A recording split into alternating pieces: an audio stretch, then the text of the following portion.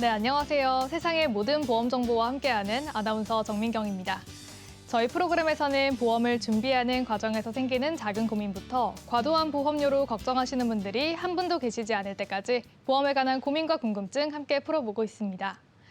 저희 프로그램은 유튜브와 카카오 TV, 네이버 TV를 통해서 시청 가능하시고요. 유튜브에 MBN TV 검색하시면 실시간 방송으로 참여하실 수 있습니다. 아울러 본 방송은 정보 제공을 위한 방송이며 보험 서비스 및 상품 판매와 중개에는 관여하지 않습니다. 그럼 저희 프로그램 본격적으로 시작을 해볼 텐데요. 오늘은 네 분의 전문가님들과 함께합니다. 전문가님들 어서 오세요. 안녕하세요. 안녕하세요. 네, 제주와 육지를 오가며 두 아들을 키우면서 보험 정보를 알려드리고 있는 보험 전문가 서민경입니다. 오늘 방송을 통해서 우리 시청자님들께 알찬 정보를 제주 바다처럼 시원하게 알려드리도록 하겠습니다. 네, 안녕하세요. 보험 이제는 알고 가입하자. 우리 시청자님들 지갑에서 나가는 보험료 정말 중요합니다. 각자 상황에 맞는 최적의 플랜을 찾아드리는 실속 보험 전문가 김지연입니다. 네, 안녕하세요. 올해가 24년도 맞죠?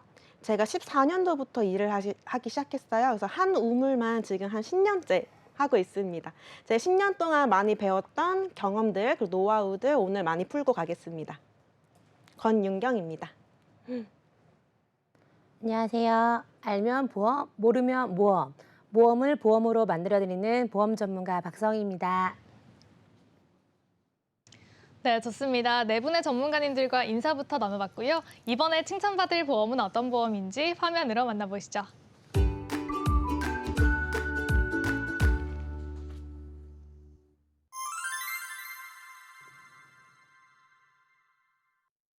네, 이번에 칭찬받을 보험은 치매보험과 간병보험 그리고 간병인 보험입니다. 이렇게 부모님들을 어르신들을 위한 보험 정보를 준비를 했는데요. 요즘 뉴스를 보면 간병인 지출 비용부터 치매까지 이 다양한 문제들이 좀 사회 문제로 대두가 되고 있습니다. 그래서 오늘 내용을 준비를 하셨을 텐데요. 사실 시청자분들께서는 치매보험, 간병보험, 간병인 보험 이 세 가지를 잘 구분을 하기 힘드실 것 같아요. 그래서 오늘 이 내용을 준비를 해주셨는데 서민규 전문가님 오늘 어떤 내용 준비되어 있을까요? 네, 방금 앵커님이 말씀하신 대로 요즘은 사실 간병보험이 엄청 핫 이슈기는 해요. 그래서 저희가 이제 상담을 다니다 보면 많이들 물으세요. 나 간병보험 하나 해줘. 간병보험 있지? 막 이렇게 말씀들 많이 하시거든요. 근데 제가 그래서 항상 물어봐요. 간병보험이 필요하신 거예요? 간병인 보험이 필요하신 거예요? 치매보험이 필요하신 거예요? 뭐가 달라? 항상 이렇게 답이 항상 와요. 네. 그러니까 시청자님들도 간병보험과 간병인과 그리고 치매보험이 구분이 어렵다라는 게 제가 사실 나가서 실전에 많이 느끼고 있기는 하거든요. 자, 오늘은 이 방송을 통해서 구분을 확실히 하실 수 있게 저희가 준비를 했고요. 제가 우선 말씀을 드릴 것은 자, 간병보험 하면 아파서 내가 누군가의 간병을 받았을 때 지불되는 돈이 필요하신 건지 아니면 간병보험은 뭐 장기 요양 등급으로 진단비를 받을 것인지 말 그대로 치매가 걸렸을 때 치매 진단급이 필요하신 것인지에 대한 목적에 따라서 준비하시는 게 맞는데요. 크게 분류를 하자면 제가 말씀드릴 것은 치매보험과 간병보험의 차이점을 우선은 먼저 알려드릴게요. 그 후에 이제 다른 전문가님들께서 간병인 지원이나 간병인 사용이나 이런 것들에 대해서 명확하게 오늘은 좀 알려드리려고 합니다. 우선 자, 치매보험을 먼저 말씀을 드릴게요. 치매보험은 저희가 간병보험하고는 조금 달라요. 좀 디테일하게 가거든요. 자, 치매가 진단을 받았을 때 진단금이 먼저 나올 것이고 치매가 진행이 되죠. 자, CDR 척도라는 왜 먼저 저희가 알아야 되거든요. CDR 척도가 0점부터 시작을 합니다. 그러면 이제 경도인지장애라고 보통들 많이들 알고 계시죠. 그러면 치매는 사실 진단이 딱 받고 나면 진행이 되는 차곡차곡 진행이 되는 사실 질병이세요. 뭐 암은 갑자기 2기, 3기, 그쵸. 말기 뭐 이렇게 진단을 받으실 수 있지만 치매는 다들 아시잖아요. 어르신들 딱 보면 치매 같은데 뭔가 자꾸 까먹으시고 길을 자꾸 잃어버리시는데 하면 그때 이제 검사를 시작하시겠죠. 보통 초기부터 발견이 되세요. 그래서 내 보험이 초기 때부터 받을 수 있는 보험인지 아니면 내가 정말 중증으로 가서 받을 수 있는 보험인지에 대해서 내 스스로 먼저 좀 체크를 좀 해보셔야 됩니다. 그래서 명확하게 CDR 척도가 무엇인지 내가 0점, 1점, 2점, 3점일 때, 중증 경등도일 때, 중등도일 때, 중증일 때 내가 진단금을 얼마 받는지 좀 체크를 좀 해보실 필요가 있고요. 그리고 중증일 때 보통 생활자금이 나오는 게 바로 이 치매보험 특징이기도 하거든요. 단지 좀 치매보험을 내가 준비를 하고 싶어 했을 때 예전에 그 치매보험들은 중증 치매일 때 CDR 척도 3점일 때 보통 진단금을 많이 받고요. 그때부터 생활자금이 나오는 이제 치매보험으로 많이 위주로 되어 있긴 했었어요. 근데 요즘에는 이제 경증일 때 CDR 척도 1점일 때 진단금이 요즘엔 정말 많이도 지급이 되는 보험들이 많이 나와 있거든요. 그래서 좀 처음 초기일 때 진단금을 잘 받을 수 있는 보험인지 한 번 더 확인하시는 게 좋을 것 같고요. 두 번째로 이제 간병보험이에요. 간병보험은 CDR 척도가로 이제 보는 것이 아니라 장기 요양 등급이라는 것을 받아야 돼요. 자, CDR 척도는 0점부터 3점이 했을 때 0점이 이제 경증이에요. 3점이 가면 중증이 됩니다. 자, 장기 요양 등급은 반대예요. 5등급이 낮은 등급이세요. 올라가면 올라갈수록 점점 심해지시는 거거든요. 자, 점수가 달라요. 자, 장기 요양 등급은 치매보험과 좀 다른 게 CDR 척도는 의사가 판정을 내줘요. 병원을 가서 진단을 받고 의사가 CDR 척도 몇 점입니다 라고 나오지만 장기 요양 등급은 의사가 판정내지 않습니다. 네, 동사무소 가셔야 돼요.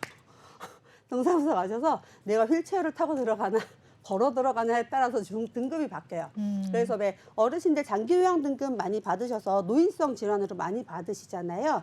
그래서 장기 요양 등급 5등급일 때, 4등급일 때, 3등급일 때 진단금이 지급되는 게 바로 간병보험이에요. 그래서 치매보험과 간병보험의 차이는 내가 CDR 척도로 치매를 내가 진단받아서 받을지 아니면 장기 요양 등급을 받아서 동사무소 가서 그 요양 등급을 받아서 간병보험으로 받으실지 이거에 대한 명확한 구분을 지으는 게 좋고요. 장기 요양 등급은 5등급부터 치매가 보장이 돼요. 그래서 보장 범위가 조금 더 넓다라고 생각하시면 되거든요. 치매보험은 치매만 보장이 되고요. 장기 요양 등급은 치매를 포함한 노인성 질환에 관련돼서 내가 몸을 쓰기 힘들 때 그때 간병이 필요해. 그럴 때 진단금이 지급이 된다라는 차이점이 있으니까 명확하게 좀 오늘은 구분을 좀 지으셨으면 좋겠습니다.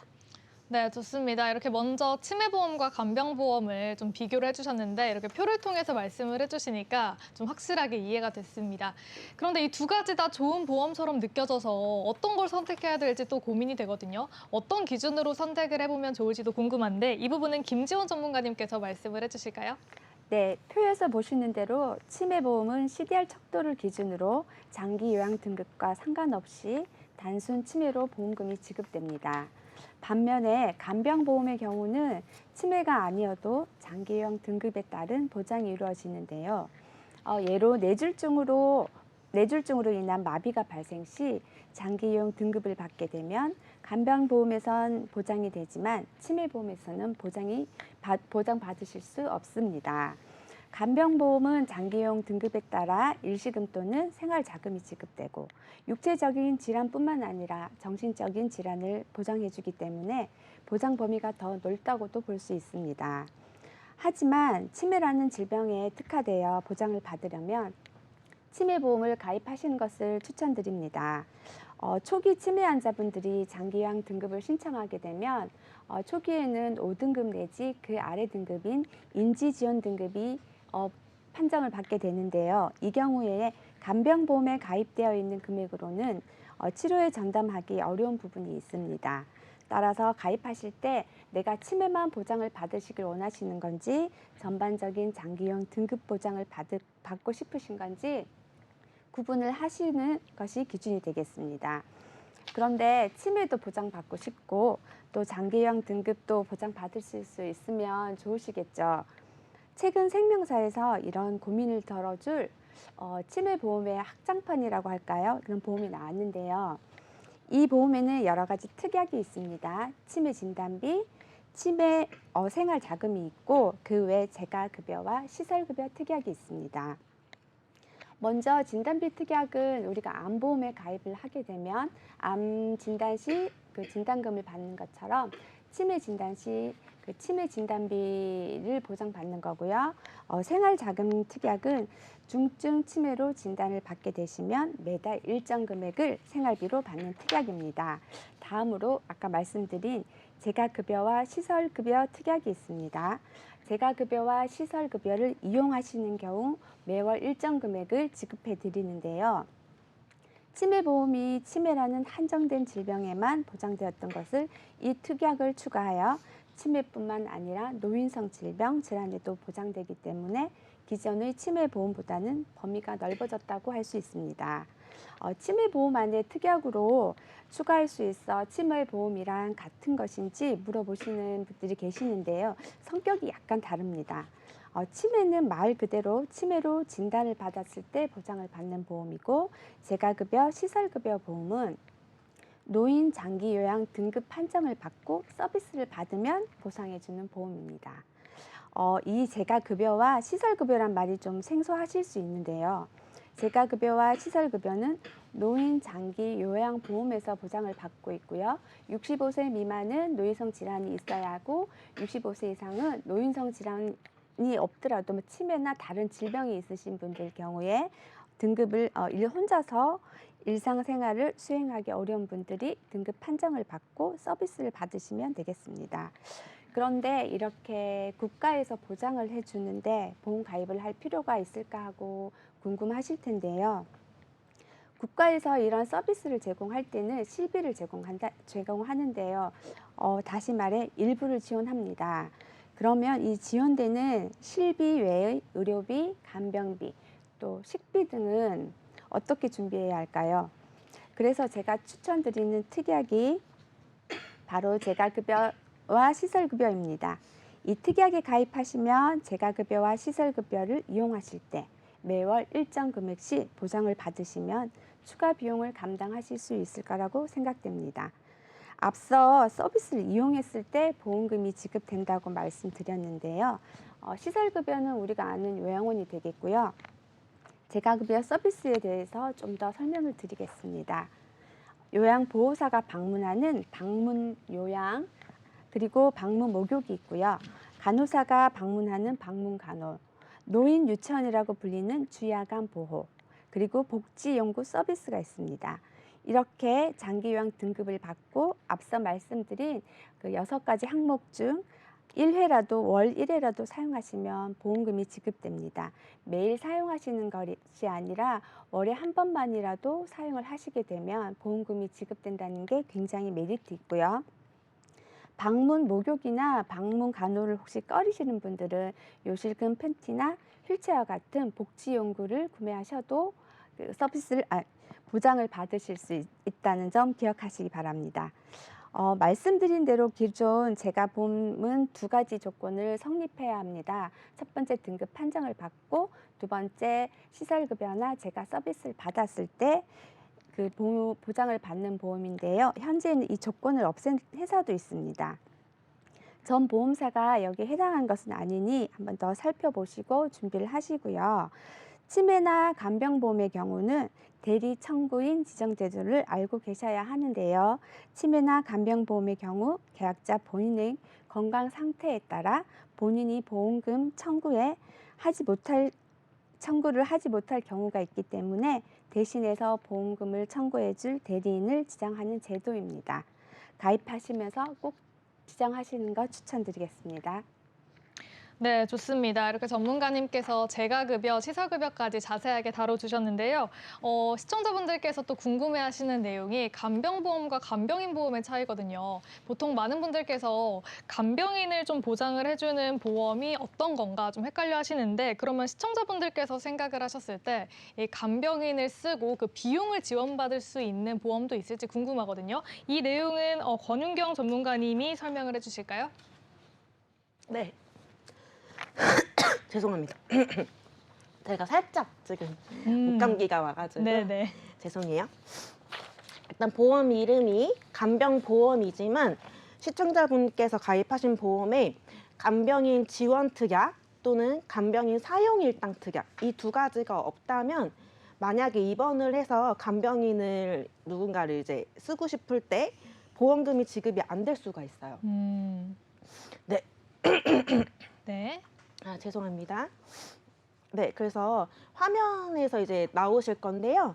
화면에 보시면 작년도 통계청 자료예요. 보시면 간병비가 꾸준히 지금 계속 오르는 추세입니다. 이렇게 간병비가 오를 수밖에 없는 이유는 해마다 인건비가 상승하잖아요. 그쵸. 최저시급이 계속 오르다 보니 그리고 또 물가가 오르다 보니 그래서 이제 간병인을 만약에 이제 병원에 입원을 해서 나를 간병해줄 누군가를 고용했을 때 그 간병인 분께 들여야 되는 그 비용이 굉장히 상당히 크다는 게 네, 그 지금 표를 보시면 아실 수 있으실 거예요. 만약 한 달을 꼽아 간병인을 누군가를 쓴다고 하면 그 간병인 분에게 최소 300만 원, 또 400만 원 정도의 선으로 지급을 하셔야 될 겁니다. 그래서 간병파산이라는 말이 있을 정도예요. 많은 분들이 가입하신 실손의료비 보험에서는 간병비가 따로 보장이 되지 않습니다. 그래서 이제 실비를 가입을 해놨기 때문에 의료비나 이제 치료비는 걱정이 별로 없어요. 근데 막상 내가 입원을 해서 누군가의 도움이 필요한데 식사 같은 거, 화장실 갈 때 이럴 때 다 누군가의 도움이 필요한데 네.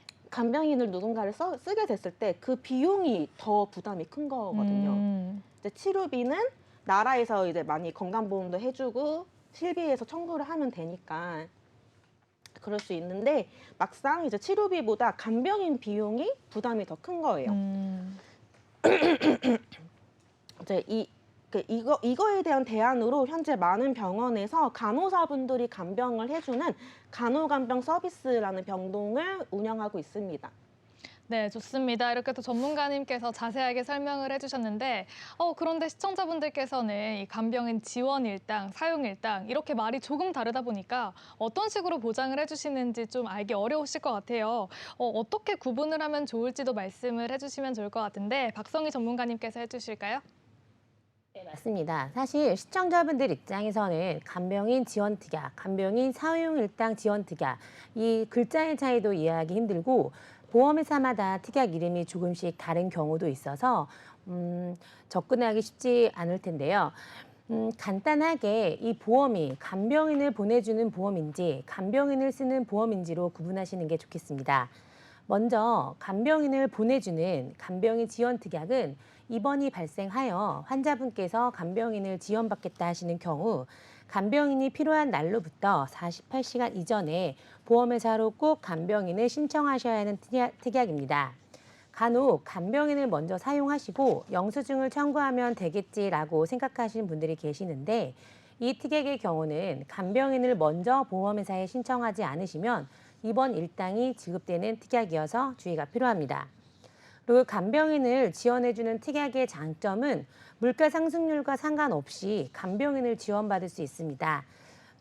실제로 간병인 사용과 관련된 물가가 지속적으로 오르고 있어서 물가 상승에 대한 우려를 줄일 수 있다는 부분이 가장 큰 장점입니다. 반면에 48시간 이전에 간병인을 신청해야 한다는 부분과 내가 원하는 간병인을 고를 수 없다는 부분이 단점으로 꼽힐 수 있습니다. 그리고 두 번째로는 간병인을 사용 후 영수증을 청구하면 현금을 지급해주는 특약입니다. 현금을 지급해주는 특약의 회사는 일반 병원과 요양병원의 지급 금액이 다르다는 것을 주의하시면 좋겠습니다. 현금 지급 방식의 가장 큰 장점은 아무래도 간병인을 내가 고를 수 있다는 부분일 텐데요. 주변에서 간병을 잘해주시는 지인분이라든가 병원 내 상주하시는 업체 간병인을 고를 수 있다는 장점이 있습니다. 다만 현금으로 지급하는 경우 물가 상승률에 대한 부분이 걱정이 되실 수도 있고 그리고 또 요양병원이나 입원하셔서 간병인을 사용하시는 경우에는 보험금이 줄어드는 특약들이 있어서 이러한 부분들은 주의하셔서 선택하시면 좋을 것 같습니다. 간단하게 두 가지 특약을 표로 비교해 드리겠습니다. 간병인 특약의 경우 향후 평균 수명이 증가하고 가족이 직접 간병하는 경우가 줄어들고 있어서 지속적으로 보험금 발생이 많아지고 있어 보험료 상승이 많이 올라가는 특약 중에 하나인데요. 그래서 최근 보험사들에서는 비갱신형 간병인 특약이 판매되고 있으니 꼭 갱신기간과 비갱신 여부를 확인하셔서 합리적인 선택을 하신다면 많은 혜택이 돌아갈 것으로 예상됩니다. 그리고 또한 최근에는 현금 지원해주는 특약의 경우 향후에 물가 상승률을 생각해 일정 기간이 지나면 간병인 지원금이 커지는 체증형 특약들도 있고 일반 병원과 요양병원에 차이가 없는 회사도 있으니 이러한 부분들은 꼼꼼히 살피시고 비교해 보셔서 합리적으로 준비하시는 데 도움이 되실 것입니다. 네, 좋습니다. 이렇게 어르신분들께 이제는 필수가 된 보험, 치매보험, 간병보험, 간병인보험의 차이점에 대해서 이야기를 나눠봤고요. 또 이번에 칭찬받을 보험은 어떤 보험인지 화면으로 만나보시죠.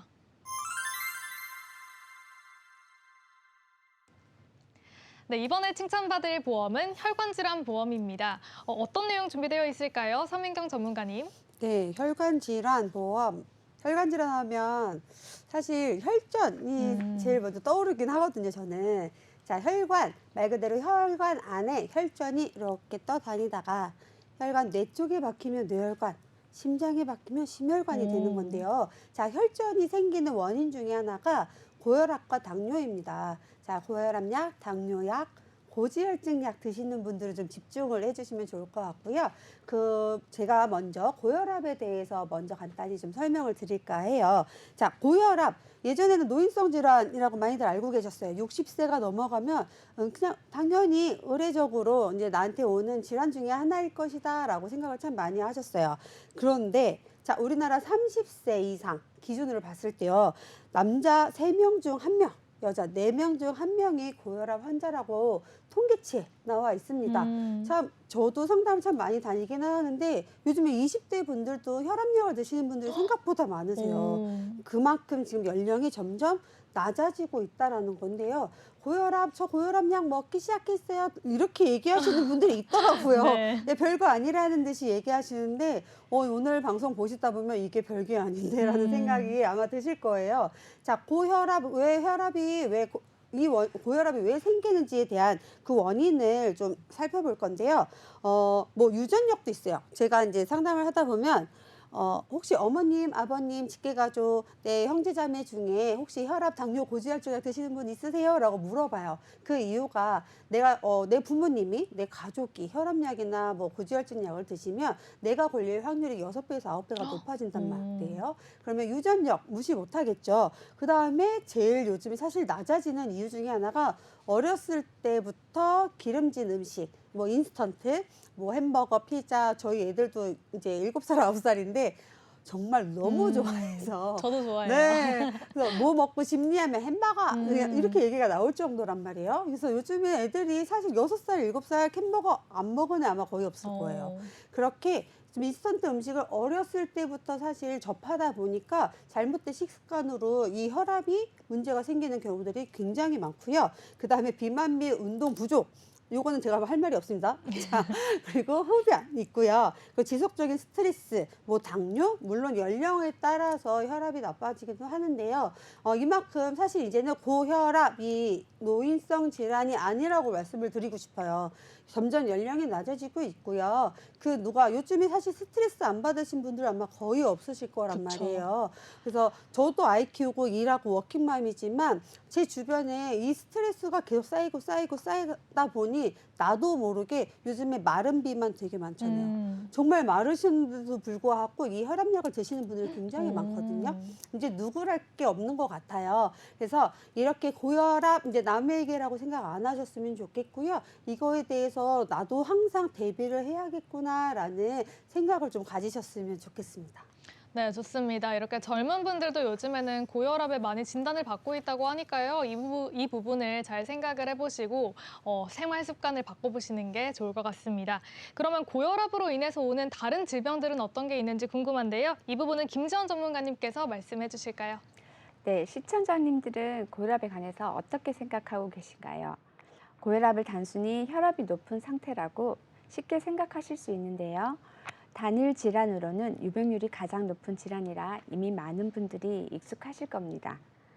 고혈압으로 사망했다는 사람이 없으니까 가벼운 병 같기도 하고 또 혈압약을 복용하면 평생 먹어야 한다는 소리도 있으니 그저 귀찮은 병인 것처럼 느껴지실 수 있습니다. 길을 가다 어떤 분이 쓰러지셨고요. 병원으로 신속히 이송을 했지만 목숨을 살릴 수가 없었습니다. 또 다른 분도 뇌출혈로 쓰러져 식물인간으로 누워 계십니다. 그런데 이분들이 쓰러진 이유가 근본적인 원인은 고혈압이라면 어떨까요? 뚜렷한 증상은 없지만 심하면 합병증으로 사망에까지 이를 수 있는 침묵의 살인자 고혈압. 흔한 질환이지만 별거 아니라 생각하면 절대 안 되는 이유는 고혈압 합병증의 위험 때문입니다. 혈액이 체내를 통과할 때 동맥벽에 압력을 주는데 고혈압이 있으면 혈관에 정상보다 높은 압력을 가해 혈관 손상을 일으키게 됩니다. 혈관 손상이 지속되면 뇌, 심장, 눈, 신장과 같은 다양한 신체 기관에 영향을 미쳐 합병증을 유발하게 됩니다. 고혈압의 가장 큰 합병증, 뇌출혈과 심근경색을 포함한 각종 심장 질환입니다. 사실 전 세계 주요 사망 원인인 심뇌혈관 질환은 고혈압이 원인인 만큼 경각심을 가지고 관리를 해야 하는데요. 고혈압인 경우 뇌졸중 발생 확률이 47.9%나 됩니다. 꽤 높죠. 뇌는 우리 몸에서 가장 혈류가 많이 가는 장기면서 심장에서 혈액이 뿜어져 나올 때 가장 먼저 도달하는 곳이기 때문에 혈압의 영향을 많이 받습니다. 혈압이 높을수록 혈관은 얇아지게 되는데요. 풍선이 부풀어 오르면 얇아지는 원리와 같다고 생각하시면 되겠습니다. 뇌혈관이 높은 혈압에 오래 노출되면 혈관벽이 얇아지고 탄력이 떨어져 터지기 쉽습니다. 뇌혈관이 터지는 것이 뇌출혈이죠. 뇌출혈의 원인은 다양하지만 주요 원인은 고혈압이라고 합니다. 다음으로 각종 고혈압성 신장 질환이 생길 수 있습니다. 몸속 혈압이 높으면 심장 근육이 그만큼 펌프질을 더 해야 해서 과부하가 걸리게 되는데요. 이로 인해 심장 근육이 두꺼워지면서 뻣뻣해지고 고혈압으로 인해 혈관벽에 상처를 입게 되어 심장 근육에 필요한 산소와 몸속에 혈액량을 공급하지 못해 심부전을 일으키게 됩니다. 고혈압 환자는 정상인보다 심부전 발생 확률이 4배나 높습니다. 그래서 미국이나 유럽에서는 고혈압 진단을 받으면 심부전 환자로 분류해 조치를 취하고 있습니다. 심뇌혈관 질환 외의 합병증으로 혈관 덩어리 콩팥의 기능 부전을 초래하는 고혈압성 신장병, 망막혈관에 이상이 생기는 고혈압성 망막증 등이 있습니다. 신장은 혈액의 노폐물을 거르는 역할을 하는데요. 전해질을 조절하고 소변을 통해 과다한 액체를 배출시킵니다. 그런데 고혈압이 있으면 신장 주변의 동맥벽이 좁아지고 노폐물을 제거하는 능력이 제한되어 돌이킬 수 없는 손상이 일어나기도 합니다.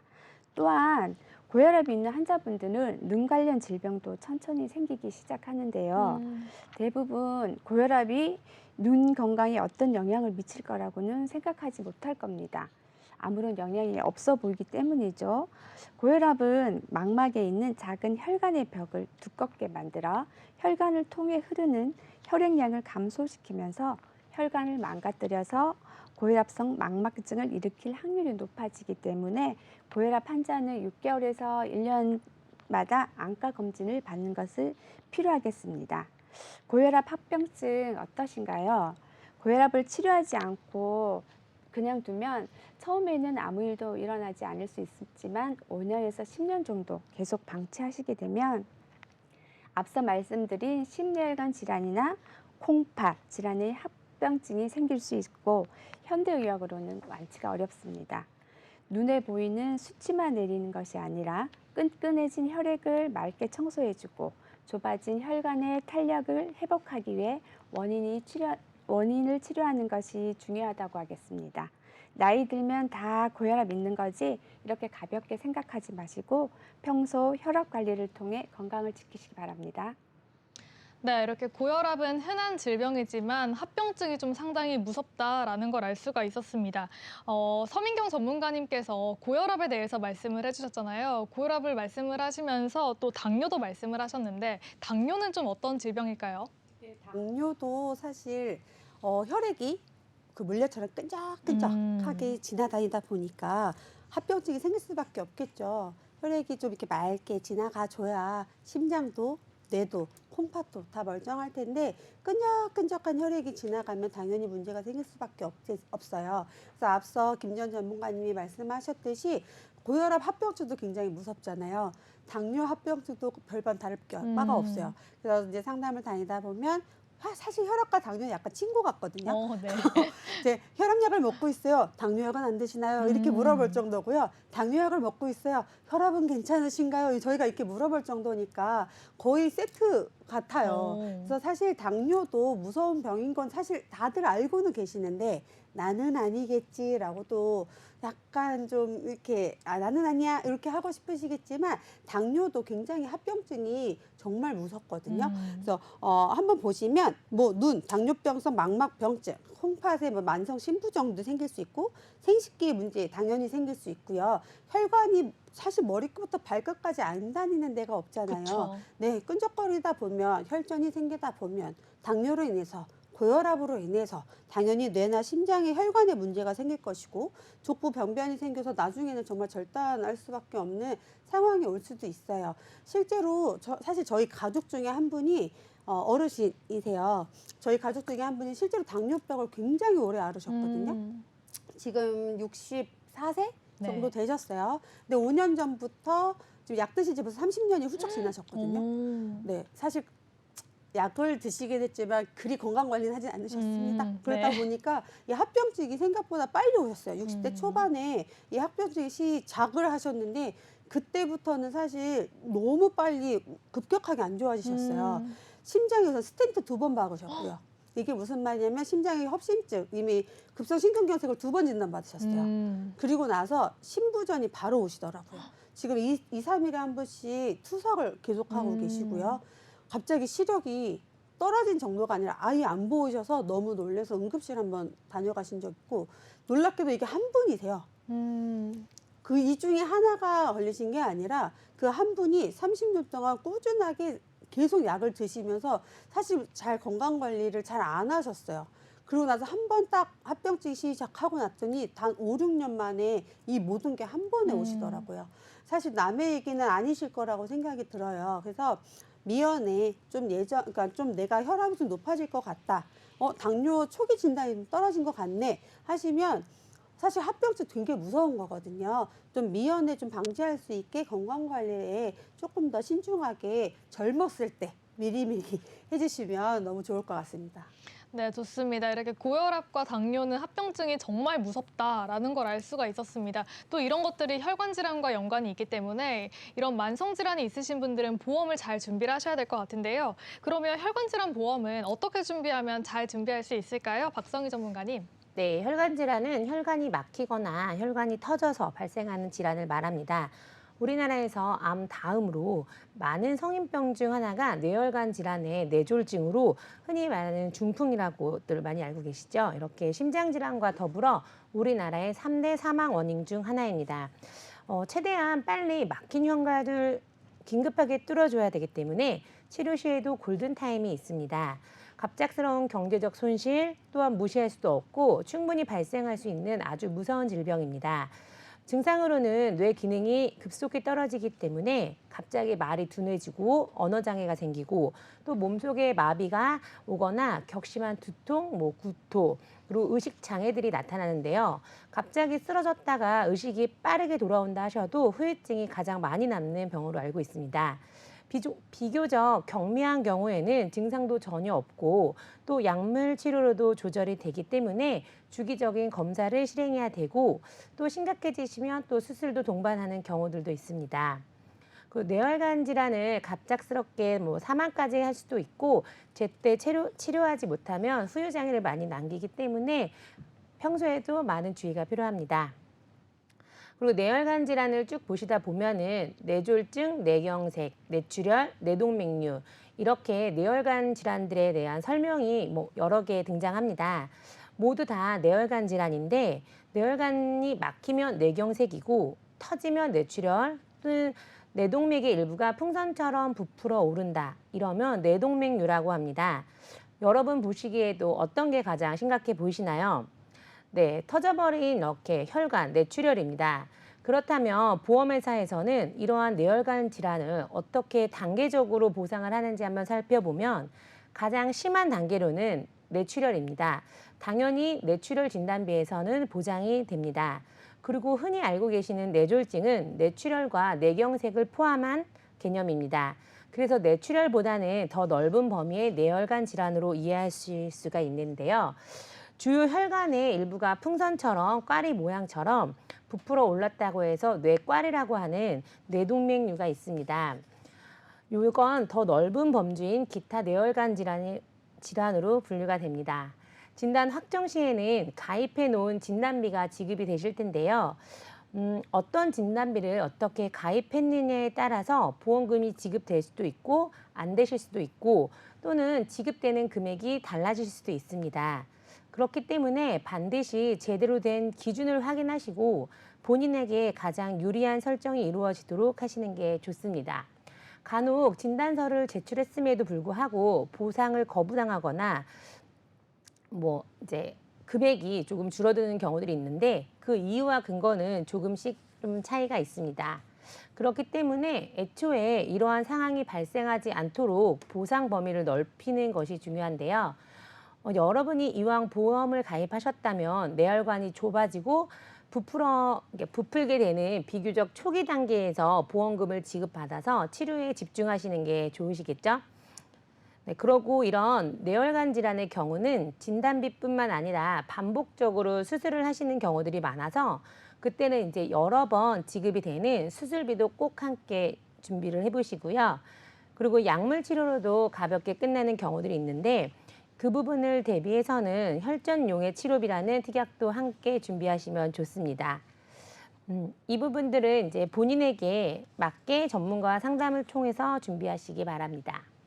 네, 좋습니다. 이렇게 뇌혈관 질환 쪽은 가장 넓은 범위로 준비를 하면 좋다라고 말씀을 해주셨는데요. 그러면 서민경 전문가님께서 심장 질환은 어떻게 준비를 하면 좋을지도 말씀을 해주실까요? 네, 심장질환 진단비라는 게 있는데요. 한 3년 전쯤까지만 해도 허혈성 심장질환입니다. 제가 이걸로 방송을 했던 기억이 네. 나거든요. 네, 예전에는 급성 심근경색 진단비가 사실 다였어요. 근데 한 3, 4년 전 그때 한창 막 허혈성이라는 게 나오기 그 전에도 있긴 있었어요. 근데 네. 그때부터 이슈가 갑자기 되기 시작하긴 한 건데 협심증을 보장해주지 않은 그 급성 심근경색 진단비가 이제 협심증을 보장해주는 허혈성 심장질환 진단비가 있다라는 거를 방송에서 굉장히 많이 얘기를 하기 시작했죠. 자, 지금은 사실 심장질환 진단비라고 해서요. 허혈성 심장질환과 급성 심근경색을 포함하고 있고요. 그보다 더 넓은 심부전과 부정맥을 이제 보장해주는 진단비가 있어요. 오. 자, 부정맥과 심부전 요거 조금 생소하실 수가 있긴 하거든요. 근데 부정맥과 심부전은 사실 혈관 질환은 아니에요. 이 펌핑의 문제이거든요. 아. 두근두근이 심장 자체의 그렇죠. 문제군요. 심장 자체의 문제예요. 그래서 심장이 빨리 뛰든지 늦게 뛰든지 지가 맘대로 뛰든지 사실 이런 네. 내 맘대로 되지 않는 그 심장 근육 요게 이제 부정맥, 심부전 이 안에 다 들어가 있어요. 그래서 어떤 코드를 받느냐에 따라서 사실 I42, I49, 뭐 I50 뭐 이런 것들이 이제 심장 부정맥과 심부전 관련된 것들이고요. 협심증은 I20부터 시작을 해요. 그래서 이 5까지 했을 때 급성 심근경색이 나오거든요. 코드가 전혀 사실 달라요. 근데 이 모든 게 심장 질환 안에 각각 세분화해서 요즘에는 진단비가 잘 구성이 되어 있어요. 그렇기 때문에 내가 심장 혈관뿐 아니라 심장 근육까지 내가 보장을 받을 수 있다라는 점 우리 시청자님들은 이제는 알게 되신 것 같아요. 그래서 심부전과 부정맥 그리고 허혈성 그러니까 협심증과 급성 심근경색까지 좀 보장 범위 넓게 내가 골고루 든든하게 잘 준비하시기를 권유드립니다. 네, 좋습니다. 이렇게 심장질환 쪽에서는 또 혈관뿐만 아니라 심장 자체에 대한 부분을 보장해주는 담보도 새롭게 나왔다고 하니까요. 이 부분도 참고를 해보시면 좋을 것 같습니다. 그런데 이렇게 심장 자체에 대한 질환으로는 부정맥과 심부전이 있다라고 말씀을 하셨는데 이 부정맥과 심부전도 많이 발생을 하는지 궁금하거든요. 실제로 어느 정도나 발생을 할까요? 김지연 전문가님. 네, 한 보험사 보험사 지급률에 따르면 최근 10년간 그러니까 2014년에서 2023년의 보험금 지급 데이터 약 3천만 건 중 3천만 건을 분석한 결과 뇌혈관 질환의 보험금 청구 건수는 10년 전 대비 1.8배, 심장 질환의 보험금 청구 건수는 2.2배 증가한 것으로 나타났습니다. 주로 60대 이상의 고령층이 이러한 증가율을 주도하고 있으며 지난 10년 내 남성이 여성보다 심장질환 발병이 더 많았습니다. 또한 10년 전 여성은 2배 증가한 것에 비해 남성은 2.3배로 더 큰 폭으로 증가한 것으로 나타났습니다. 심장질환 중에서도 보험금 지급 건수가 가장 많은 것은 협심증입니다. 지난해 전체 심장질환 보험 지급 건 중 44%에 달합니다. 거의 절반인 셈인데요. 이번 통원 환자의 증가와 60대 이상 고령층의 발병 증가가 주요 원인으로 분석된다고 합니다. 또한 건강보험심사평가원 최근 5년간 2018년에서 2022년 심장질환 진료 현황 분석 결과 역시 환자 수는 2018년 대비 2022년 19.9%가 증가해 연평균 4.6% 증가율을 보였습니다. 심장질환자 비율은 80대가 가장 높았고 70대, 60대 순으로 고령층이 30% 이상을 차지했습니다. 그런데 놀라운 것은 심장질환자 증가세가 10대부터 30대까지가 가장 가파른 추세를 보인다는 겁니다.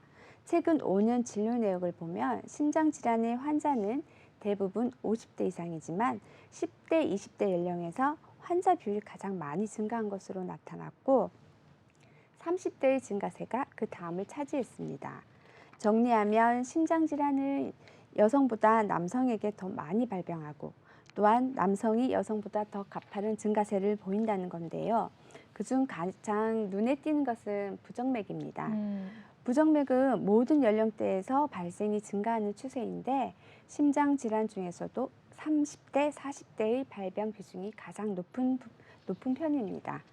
심장질환 관련 보험금을 청구한 30, 40대 중 38.9%가 부정맥이었습니다. 이는 10년 전인 14년에는 28%에 불과했는데 10년 사이에 10% 이상 증가한 셈입니다. 부정맥은 건강하고 젊은 나이에도 기저 심장질환을 모른 채 격렬한 운동을 하시다가 갑자기 급성 심장마비를까지 일으킬 수 있으니 주의가 필요한 질환인데요. 부정맥 환자가 늘면서 검사 방법에도 관심이 높아지고 있습니다. 부정맥은 종류가 다양한 데다 증상이 나타났다 저절로 사라지기도 해서 진단이 쉽지 않은 천의 얼굴이라고 불리기 때문입니다. 기존의 심전도 검사, 홀터 검사의 단점을 보완한 웨어러블 심전도가 관심을 받고 있습니다. 휴대용 심전도 검사기기인 웨어러블 심전도 기기는 기존 홀터 검사 기기보다 가볍고 소형이며 패치형으로 흉부에 간단히 부착하면 검사 기간 동안 환자들이 일상에서 느끼는 불편함 없이 최대 14일까지 연속적으로 심장 리듬을 기록할 수 있습니다. 좋아진 의료 기술 덕에 부정맥 초기부터 정확한 진단이 가능하고 진단율 역시 획기적으로 높일 수 있어 부정맥 진단이 더 늘어날 것으로 보입니다. 심부전 역시 국민건강보험공단 자료에 따르면 2022년에만 심부전으로 병원을 찾은 사람이 16만 9,446명이 되고 2018년 13만 2,729명보다 27.7% 늘 정도로 증가하고 있습니다. 특히 갱년기로 고생하는 50대, 60대 환자가 4만 3천 실명이나 돼 이중고를 겪고 있는 것으로 나타났는데 병원 진료를 한 사람 중 여성이 남성보다 많았습니다. 여성은 60대 중반에 접어들면 심부전이 급증하는 것으로 분석돼 50대부터 대비가 필요하겠습니다. 앞서 말씀하셨듯이 심장질환 가족력이 있으면 허혈성 심장 허혈성보다 범위가 더 확대된 심장질환 진단비 보험으로 신부전, 그 부정맥까지 충분히 준비하시는 것이 좋습니다. 네, 이렇게 부정맥과 신부전까지 보장 가능한 가장 넓은 범위의 심장질환 진단비로 준비를 하시는 게 좋을 것 같습니다. 그러면 우리가 보험을 준비할 때 또 보장을 어느 정도 준비를 해야 되는지 이 부분도 많이 고민을 하잖아요. 이 부분은 권윤경 전문가님께서 어떤 식으로 준비를 하면 좋을지 말씀을 해주실까요? 네.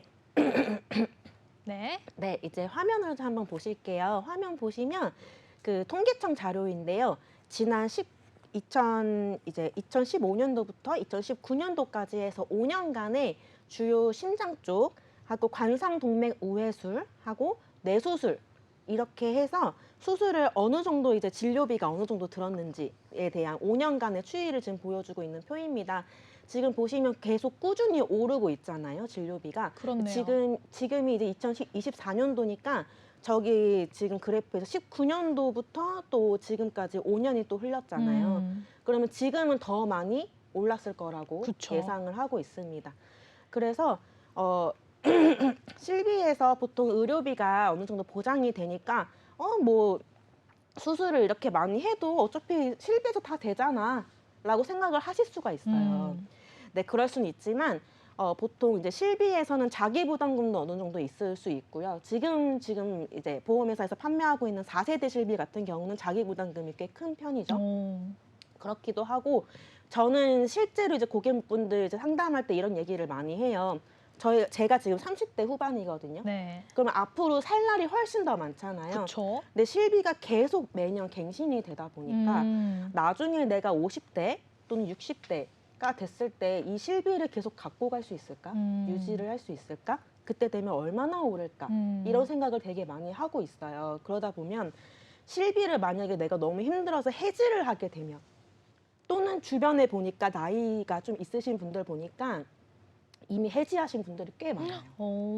많이 오르다 보니 갱신이. 네.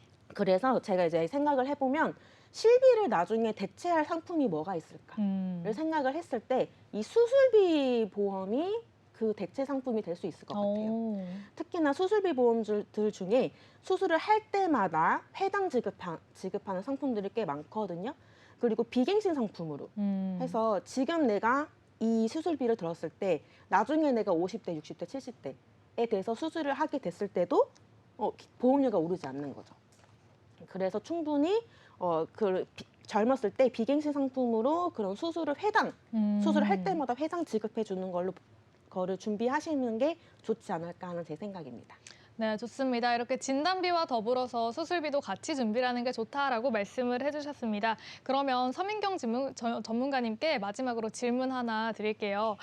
이런 중증 질환은 사실 산정특례 제도 적용을 받기 때문에 병원비가 얼마 안 나오는 걸로 알고 있거든요. 그런데도 불구하고 혈관질환 보험 준비해야 되는 이유가 있을까요? 혈관질환 보험이라는 거에 사실 뇌혈관과 심혈관에 관련된 수술비잖아요. 네. 네, 보험 진단비뿐이 아니라 산정특례 물론 맞아요. 네. 그래서 진료비가 많이 나오지 않을 거라고 생각은 하세요. 실제로 생각보다 많이 나오진 않더라고요. 근데 그건 저희가 어떤 수술을 할지 사실 예상을 할 수가 없어요. 그리고 뇌나 심장 같은 경우에는 수술을 한번 시작을 하시면요. 2년에서 5년 주기, 짧게는 2년이에요. 실제로 제 같이 하시는 고객님께서 실제로 2년 주기로 심장을 계속 스텐트를 재받고 계시거든요. 다시 하시고. 자, 그럴 때마다 정액으로 사실 수술비가 지급이 되기 때문에 그렇기 때문에 준비를 좀 하시길 권유를 좀 드리는 편이에요. 뇌뿐만이 아니라 심장, 이 혈관 관련된 수술은 한번 시작하시면 또 할 수 있고 또 할 수 있기 때문에 매회 지급되는 수술비가 내가 병원비라는 거 상관없이 사실 후유 장애가 남을 수도 있고요. 내가 일을 못할 수도 있어요. 그렇기 때문에 내가 나가는 병원비보다 내가 생활할 수 있는 생활비라고 생각하시면 조금 더 설득이 되겠죠. 네, 그래서 수술비는 특히 뇌와 심장 관련된 수술비는 좀 든든하게 준비해 주시길 권유드리겠습니다. 네, 좋습니다. 저희 오늘 이렇게 다양한 보험에 대해서 이야기를 나눠봤는데요. 저희가 준비한 소식은 여기까지입니다. 저희 프로그램은 유튜브와 카카오 TV, 네이버 TV를 통해서 시청 가능하시고요. 유튜브에 MBN TV 검색하시면 실시간 방송으로 참여하실 수 있습니다. 아울러 본 방송은 정보 제공을 위한 방송이며 보험 서비스 및 상품 판매와 중개에는 관여하지 않습니다. 그럼 저희는 다음 이 시간에 더욱더 알찬 소식으로 돌아오겠습니다. 오늘도 시청해주신 여러분 고맙습니다.